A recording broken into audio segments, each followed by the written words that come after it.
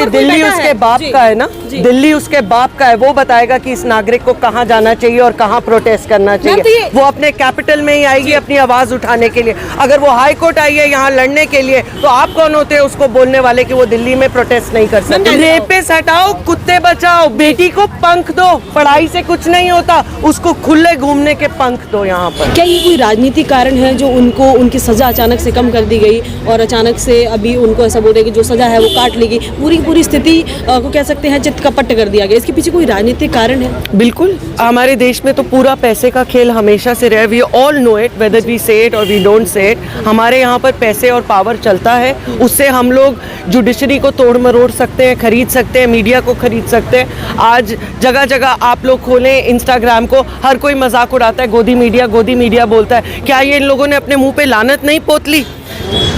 Ma'am, Uttar Pradesh के मंत्री हैं, परिवहन मंत्री हैं दयाशंकर जी, उन्होंने कहा कि न्याय मिला है और कोर्ट के जो अदालत का जो फैसला है उसका वो स्वागत करते हैं। तो ये न्याय किसको मिला है? ये भारत विकास की ओर जा रहा है, विनाश की ओर? ये न्याय मिला है बीजेपी के एक्स MLA को, because he is powerful and he can play things around and the poor girl can not. This is not न्याय। और आप लोग हर बार घूम फिर के लड़की की इज्जत को पैसे में तोलते हैं। 25 लाख देंगे, उसके इन सालों के 25 लाख बनते हैं, उसका बाप खोने का 25 लाख है, उसके भाई खोने का, उसका वकील खोने का, उसकी बुआ खोने के 25 लाख है।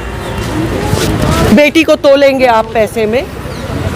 मैम, अगर कोई मुसलमान होता, जिस तरीके से लगातार योगी जी इनकाउंटर करवा देते हैं, तो क्या सोशल मीडिया पे लोग कह रहे हैं कि अगर कुलदीप सिंह सेंगर मुसलमान होते तो उनका इनकाउंटर हो जाए? सही कह रहे हैं। एक और भी मजाक चलता है, मीम चलता है इंटरनेट के ऊपर कि अगर सलमान खान बीजेपी ज्वाइन कर ले तो उसके सारे केसेस हटा दिए जाएंगे। We all know it, it's all in the open. बस हम हिम्मत नहीं कर पा रहे। सब लोगों को यही डर लगता है कि पुलिस उठा के ले जाएगी, हमें मारा जाएगा। कुलदीप सिंह सेंगर का इनकाउंटर होगा या नहीं होगा, ये भी सवाल है। ये तो मैं नहीं कह सकती। हम लोग नहीं, बिल्कुल नहीं होना चाहिए।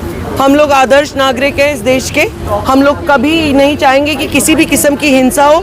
जो इस देश का कानून बोलता है, जो सजा बनती है, वो मिलनी चाहिए। लेकिन मुसलमान होता तो हो जाता, जैसे गाड़ी पलट जाती है, आपने देखा होगा यूपी में कई बार ऐसा हुआ है। इनके बिहाफ पे तो मैं नहीं बोल सकती कि ये लोग किस हद तक जा सकते हैं, किस हद तक जा सकते हैं, ये नहीं मुझे पता। क्योंकि हाँ, इनकी हद तो इस वक्त जानवरों पे चल रही है। इन लोगों ने बस ये डिसाइड करा हुआ है कि गाय और कुत्ता और बंदर इस वक्त हमारे देश में सबसे बड़ा आतंक है और इन्हीं को हटाना चाहिए। बाकी तो हमारी बेटियां सेफ हैं। अगर आपने कुत्ते भी हटा दिए ना, तो जो हमारी थोड़ी बहुत सुरक्षा है सड़क पे, वो भी खत्म हो जाएगी। मैम, योगी जी के राज में सबको न्याय मिलता है, तो ये कैसा न्याय है कि महिलाएं जो हैं वो उन्हीं के कहने पे ये बेटी जाके उनके घर के बाहर खड़ी हुई थी और अपने आप को जलाने की कोशिश करी थी। तब उन्होंने आदेश दिया था कि चीफ जस्टिस और ये लोग इसके अंदर इन्वॉल्व हुए और बेटी को न्याय मिले।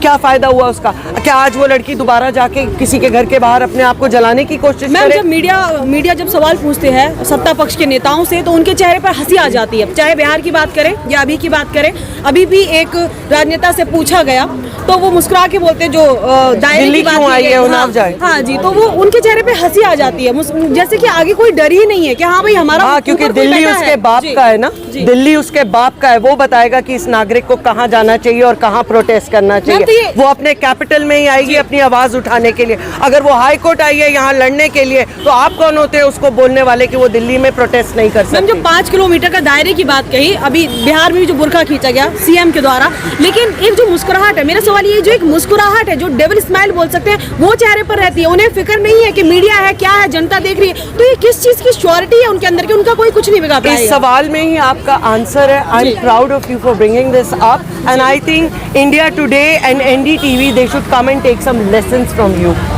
जो वहाँ पर गोदी मीडिया बन के बैठे हैं और मुंह बंद करके गलत को सपोर्ट कर रहे हैं। I salute you. I'm proud of you for asking this question. They have no respect for our personal space. They have no respect for daughters. This is all a farce when you say Beti Bachao Beti Padhao. This is nonsense. क्या नारा होना चाहिए इनका? बेटी पढ़ाओ बेटी बचाओ, और उसके बाद बेटियों को रेपिस्ट के हाथों में थमाओ, और उसके बाद रेपिस्टों को न्याय दिलाओ। रेपिस्ट हटाओ, कुत्ते बचाओ, बेटी को पंख दो। पढ़ाई से कुछ नहीं होता, उसको खुले घूमने के पंख दो। यहाँ पर ये लोग पावरफुल लोग हैं। आपको ये भी सोचना पड़ेगा कि वो कहाँ से उठ के आई इस जंग को लड़ने के लिए। बहुत हिम्मत चाहिए पुलिस में जाके FIR कराने में भी, बाहर आने में, इसके लिए बहुत हिम्मत चाहिए। आप उस लड़की की हिम्मत तोड़ रहे हैं। आप चाहते हैं कि वो आदमी बाहर आए और हम सबको भी, हम लोग डिफ़िकल्ट सिचुएशन में आए।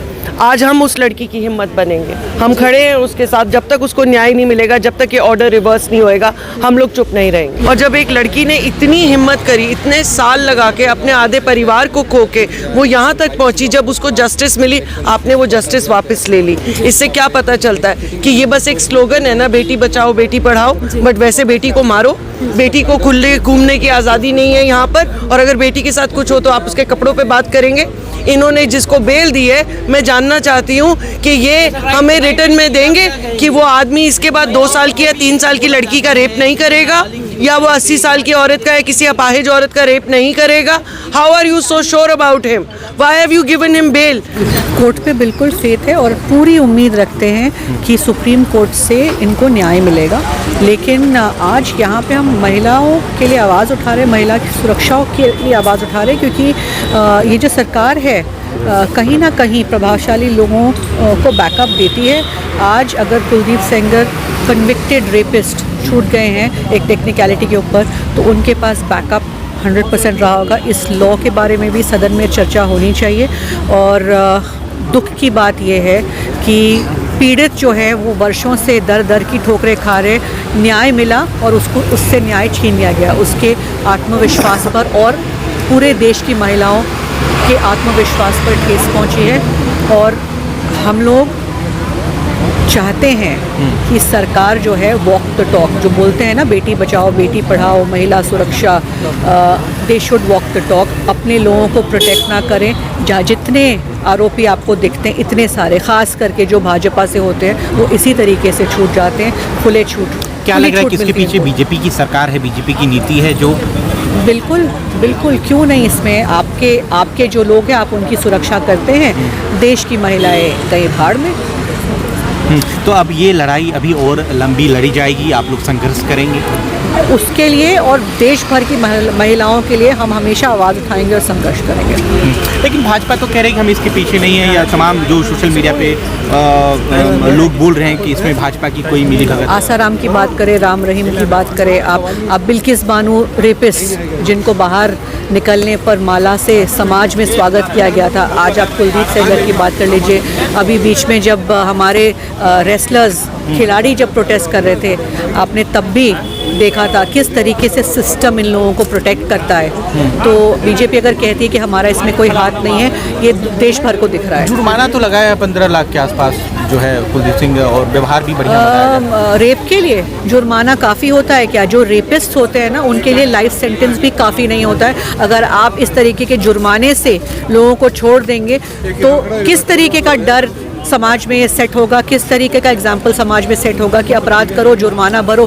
तो जो पैसे वाले प्रभावशाली लोग हैं, तो वो बोलेंगे जुर्म करो और जुर्माना भरो। ठीक, थैंक यू।